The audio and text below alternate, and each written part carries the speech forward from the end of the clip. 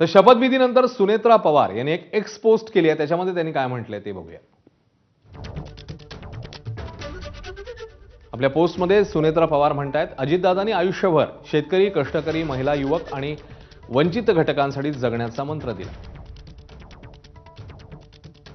आज त्यांच्या विचारांचा वारसा पुढे नेत शिवशाहू फुले आंबेडकर यांच्या विचारांवर निष्ठा ठेवून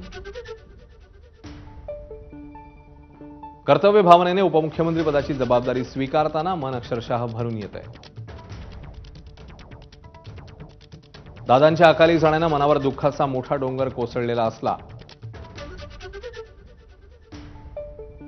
तरी त्यांनी शिकवलेली कर्तव्यनिष्ठा, संघर्षाची ताकद आणि जनतेप्रतीची बांधिलकी हाच माझा खरा आधार आहे. त्यांच्या स्वप्नातील न्यायप्रिय, समताधिष्ठित, विकसित महाराष्ट्र घडवण्यासाठी काम करणार. आपल्या विश्वासाच्या जोरावर दादांच्या विचारांना उजाळा देत नव्या आशेने पुढे चालत राहीन, असं या पोस्टमध्ये सुनेत्रा पवार यांनी म्हटलेलं आहे.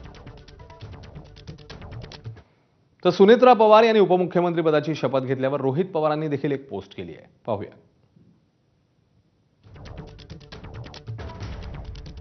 या पोस्टमध्ये रोहित पवार म्हणतात, पहिल्या महिला उपमुख्यमंत्री म्हणून माननीय सुनेत्रा काकी यांनी शपथ घेतली याचा आनंद आहे.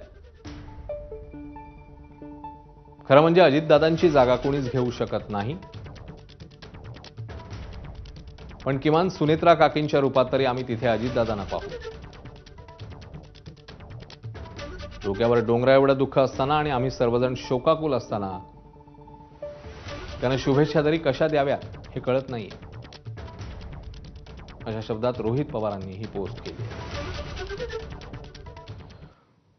सुनेत्रा पवारांनी शपथविधीसाठी किंवा बारामती सोडण्याआधी कुटुंबातील सदस्यांसोबत राजकीय चर्चा केली नसल्याचं